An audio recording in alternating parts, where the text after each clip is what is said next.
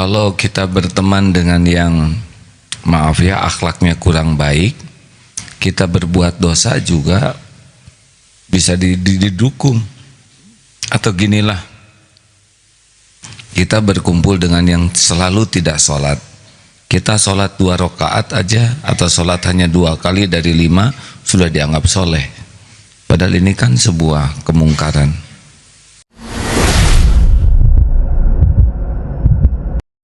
Membuat buta tuli.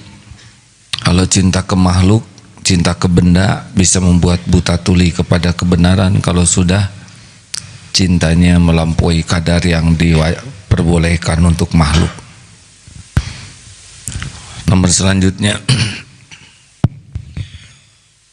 Rubama kunta musian fa'arakal ihsana minka suhbatuka man wa aswa'u halan minka.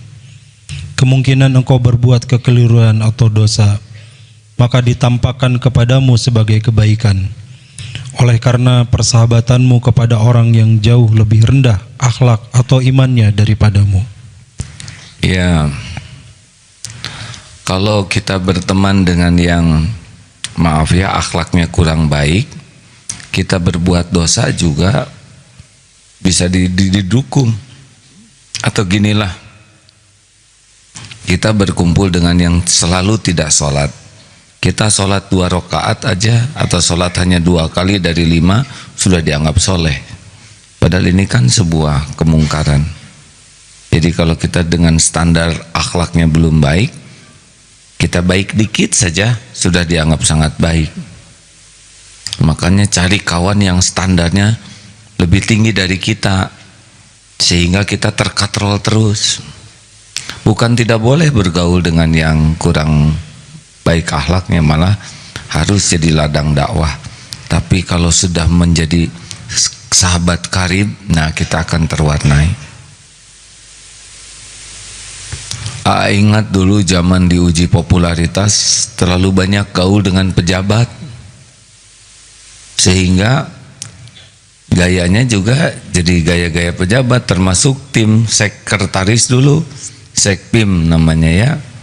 Jadi seperti pas pampers. Apa? Iya kan, pasukan pengawal presiden kan, pas pampers yang disingkat pengawal presiden.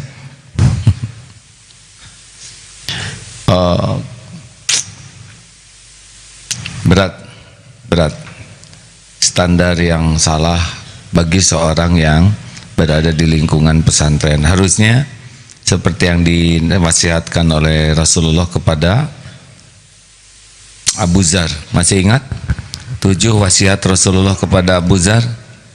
1, cintai orang miskin dan bergaul dekat dengan orang miskin. 2, melihat ke bawah kepada orang-orang, jangan melihat ke atas. 3, silaturahim walaupun terhadap orang yang kasar kepadamu. 4, katakan kebenaran walaupun pahit. Salah. 4, ucapkan la haula wala quwata illa billah. 5, katakan kebenaran walaupun pahit. 6, jangan takut kata-kata orang yang mencela di dalam berdakwah mengajak orang kepada Allah. 7, jangan meminta-minta apapun kepada manusia. Minta ke Allah saja. Tahu bagaimana cara menghafalkannya? Mau hafal tidak? Dalam tempo 5 menit sudah hafal semua. Mau? Dan susah lupa. Mau tidak diajari ini? Agak sedikit nih ya. Makanya bergaulnya dengan yang tahu ilmu, jembatan keledai namanya.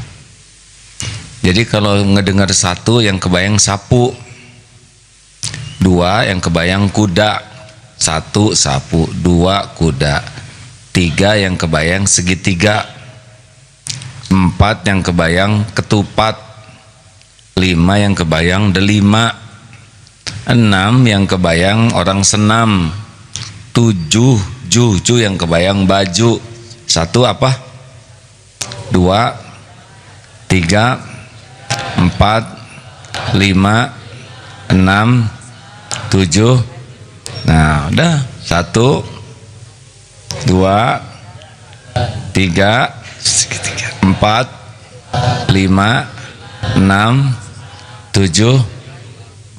Jadi caranya gini, menurut Rasulullah, 1 harus dekat dengan orang miskin dan mencintai orang miskin dan dekat dengannya. Bayangkan orang yang sedang nyapu tuh orang miskin, sapu, oh lagi nyapu orang miskin nyapu, kita harus cinta kepada mereka dan dekat.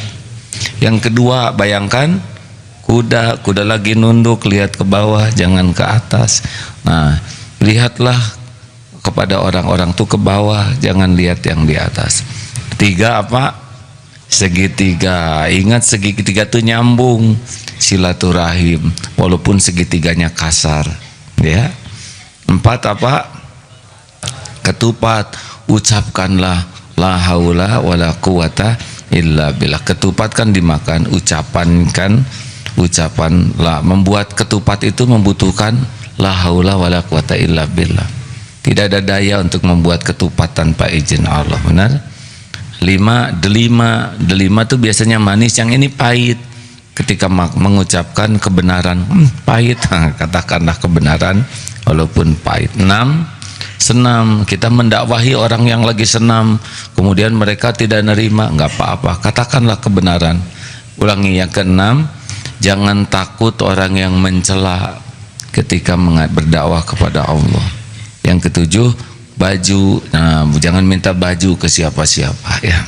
1 apa? Bukan sapunya. 1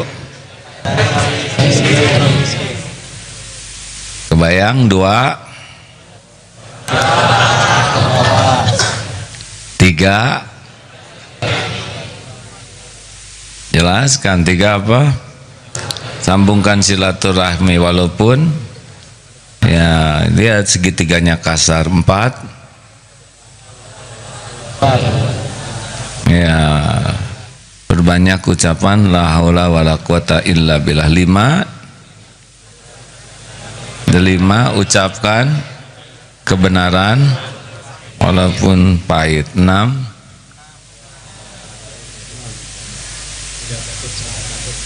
jangan takut celaan orang yang mencela dalam dakwah kepada Allah. 7 sudah apa? Sini berdiri, harus bergaul, ya. Coba sebutkan 7 resep makanan. 1 sapu. 1 tenang, mencintai orang miskin dan dekat dengannya. 2 kuda, melihat ke bawah tidak melihat ke atas. 3 segitiga, menyambung tali silaturahim meskipun orang bersikap kasar kepada kita. 4 ketupat, mengucapkan la haula wala quwata illa billah. Banyak mengucapkan la haula wala quwata illa billah. 5 delima, mengucapkan kebenaran walaupun pahit. 6 senam, tidak takut dicela orang dalam hal berdakwah. 7 baju, tidak meminta apapun kepada manusia. Alhamdulillah. Sudah maksudnya. Iya, Masya Allah. Tuh tidak sampai 5 menit sudah hafal, ya. Ustaz hafal? Nah,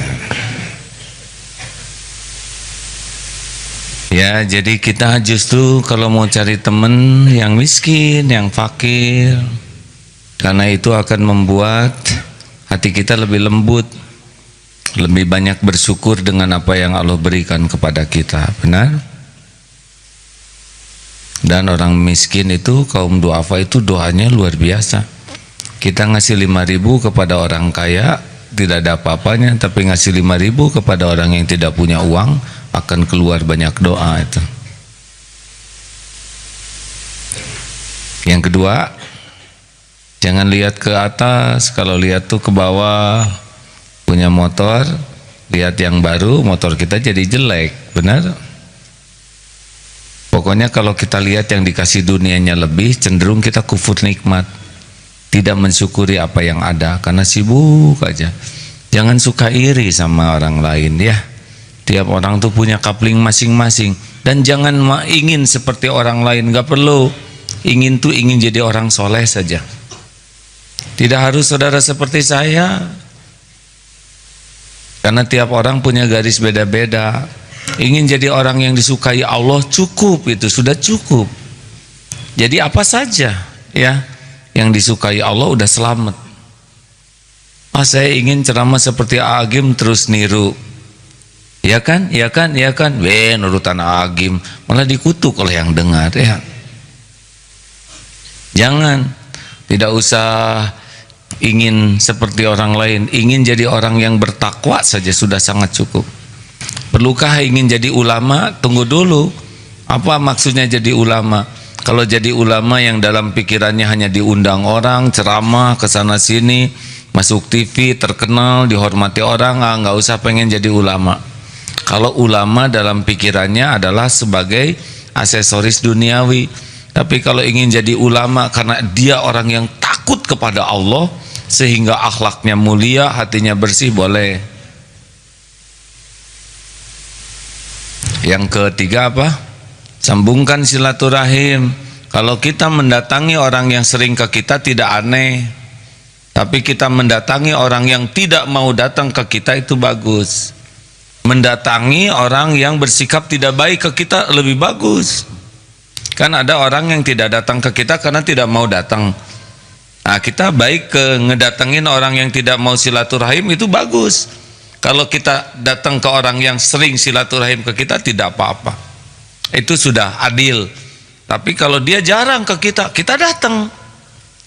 Apalagi yang lebih hebat, dia sikapnya tidak enak ke kita dan kita tetap datang menyambungkan silaturahim. Ini lebih bagus. Gini, kita ngasih hadiah kepada orang yang suka ngasih hadiah itu tidak aneh. Kita ngasih hadiah kepada orang yang tidak pernah ngasih apa-apa, itu lebih bagus. Kita ngasih hadiah kepada orang yang pernah berbuat jelek ke kita selain pelit, itu lebih bagus. Rasulullah SAW, beliau itu kalau punya sesuatu kasih saja. Setumpuk emas juga dibagikan saja begitu saja. Ini karena keyakinannya, yakin ini tumpukan emas ini milik Allah, dan memang Allah berikan, tidak akan menjadi hilang ganjarannya di sisi Allah.